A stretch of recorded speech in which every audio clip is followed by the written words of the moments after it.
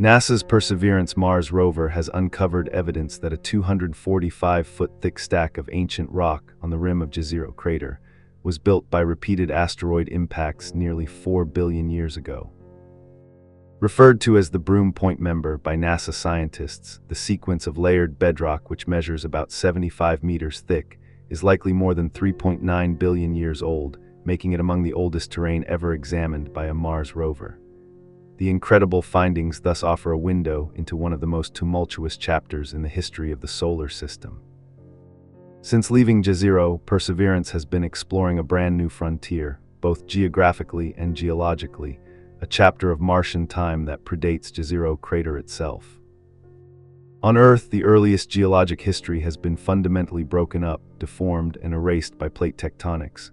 But because Mars lacks plate tectonics to recycle its crust, this ancient record remains intact, available for direct examination, and offers a rare glimpse into a geological time period that doesn't exist on Earth.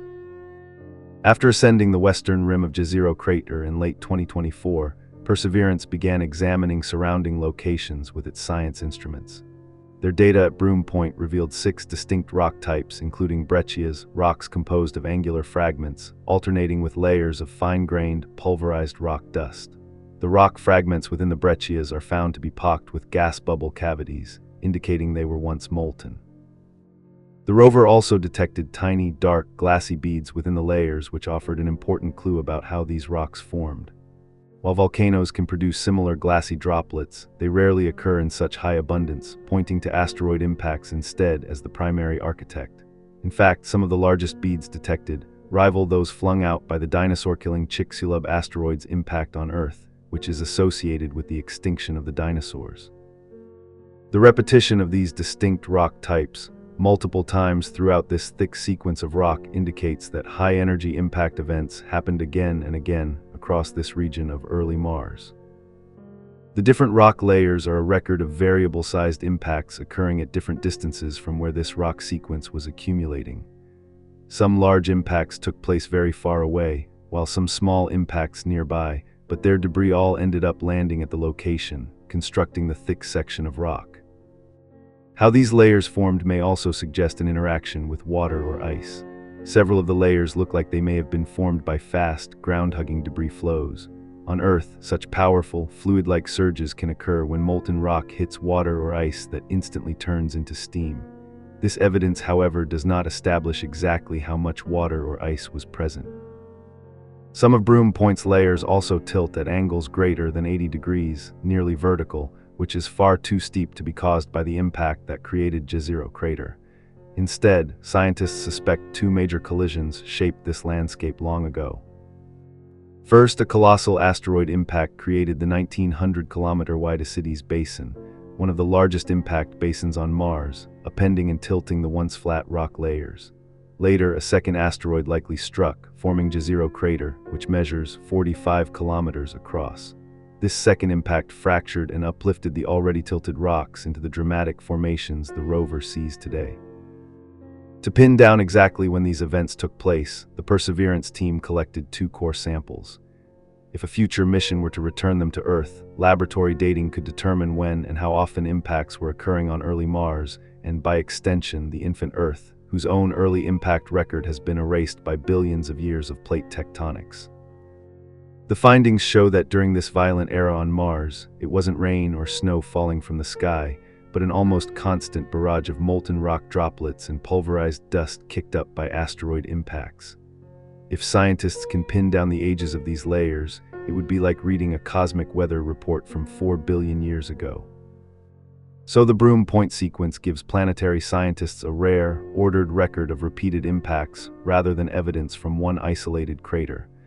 By comparing the layers, researchers can study how debris changed with impact size, distance, and local conditions. The possible involvement of water or ice may also help explain how hot debris moved and settled across early Mars. Returned samples could anchor those observations to precise ages. That would allow scientists to place individual events within the early history of Mars and compare them with the period when the young Earth also endured heavy bombardment. The work also shows why Jezero's rim matters beyond the crater itself. Its rocks preserve events that occurred before Jezero formed, extending Perseverance's investigation into an older chapter of Martian history. Each additional measurement may help reconstruct how repeated impacts built, tilted, fractured, and exposed some of the oldest crust yet examined on another planet.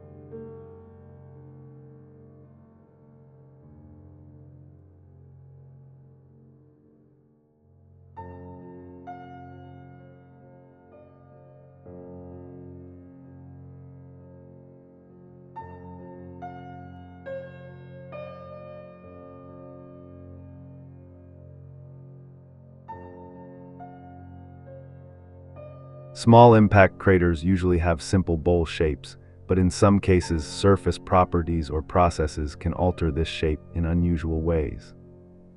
This is an approximately 300-meter impact crater that appears to have narrow terraces around the rim. So, how could these different crater morphologies form? One explanation is that the impact occurred into a surface with layers of differing strengths. However, the clearest example of this type of crater are better preserved than this one. Additional clues come from other craters that have a raised mound in the center as opposed to a depression, and are sometimes referred to as inverted craters due to their topography. These craters were filled with sediment or some material stronger than the surrounding material, and subsequent erosion removed the terrain around the filled material, leaving a small mound behind.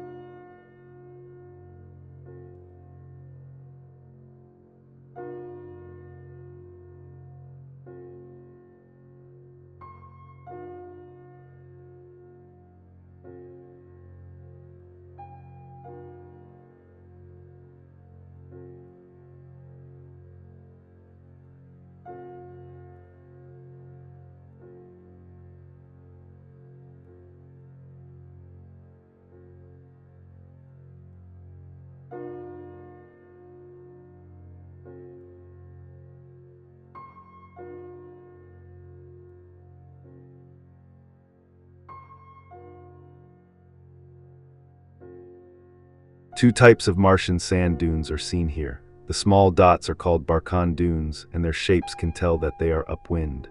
The downwind dunes are long and linear. These two types of dunes each show the wind direction in different ways. The Barkhans have a steep slope and crescent-shaped horns that point downwind, while the linear dunes are stretched out along the primary wind direction. Linear dunes, however, typically indicate a wind regime with at least two different prevailing winds, which stretch out the sand along their average direction. In several places in this observation, Barkhan dunes can be seen turning into linear dunes as they are stretched out, but they both seem to indicate the same wind direction.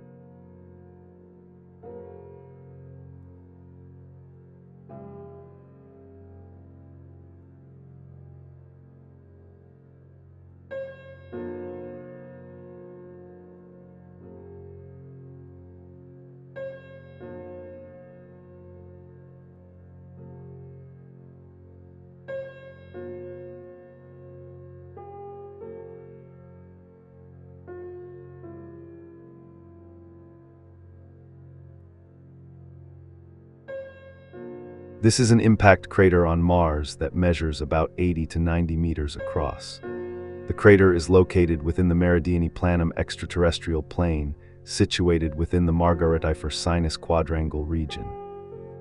The quadrangle shows many signs of past water with evidence of lakes, deltas, ancient rivers, inverted channels, and chaos regions that released water.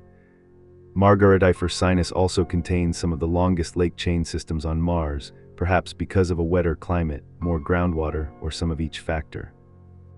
The Samara-Heimra lake chain system located in the region is about 1,800 kilometers long.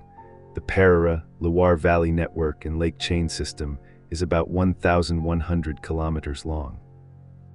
A low area between Parana-Valles and Loire valleys in the region is believed to have once held a lake. The 154-kilometer diameter Holden crater located in the region also once held a lake. Near Holden crater is a graben called Erythrea Fossa that once held a chain of 3 lakes. The region also contains abundant clay-bearing sediments of Noachian age. Spectral studies with compact reconnaissance imaging spectrometer for Mars showed iron and magnesium phyllosilicates, a type of clay. Since biological materials can be preserved in clay, it is believed that this clay was formed in near-neutral pH water. The clay was not mixed with sulfates which form under acid conditions, and life is probably more likely to form under neutral pH conditions.